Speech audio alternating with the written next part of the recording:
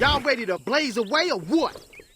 Welcome back to the channel, everyone. Today I want to talk about this interesting post that I've seen related to GTA 6. It is no secret that this is one of the most expensive games, probably the most expensive game ever made. I think the budget for it is $2 billion. The profits that they're expecting to make in the first 24 hours is $1 billion. So they definitely will make their return on investment. You can see this being true with GTA 5, not only with how that game broke records on launch, but how it stayed a dominant force for basically over a decade since its release. But one thing about GTA, and this kind of applies to Red Dead Redemption as well, is that they have been moving in the direction of realism, especially with the whole RP thing where that's all about playing the game as realistically as possible with consequences and savings and all. But when you talk about Red Dead Redemption, that game had a certain type of realism as well, where the character moved in a realistic way, the horses moved, the scenery moved, everything was super realistic. And when you're playing in story mode, you really could immerse yourself in the world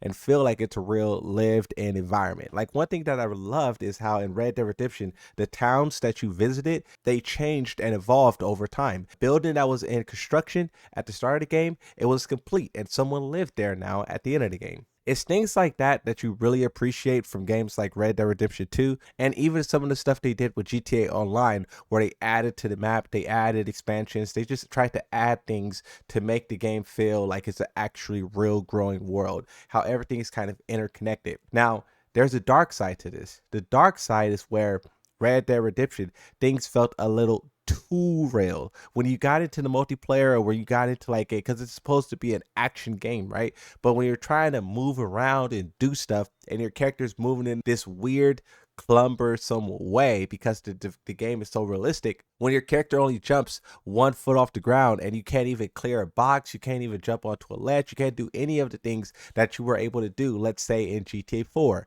Red Dead Redemption 1.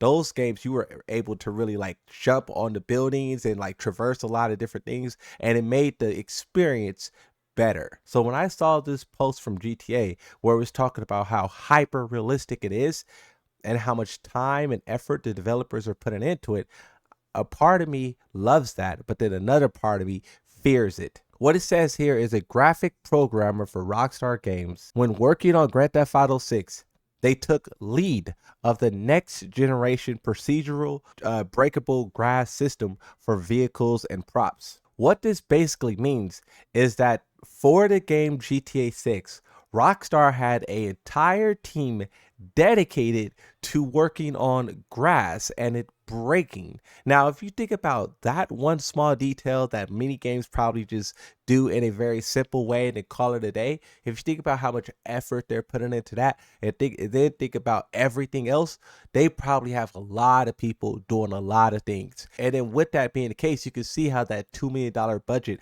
adds up so quickly. And I know for sure that game is going to sound and look beautiful.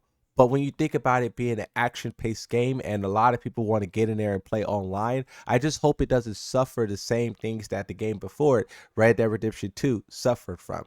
Really, when you're in those high-octane gun battles online or trying to move around with a horse or something, you just get caught on things. You can't really do what you want to do. And it kind of breaks your immersion from the experience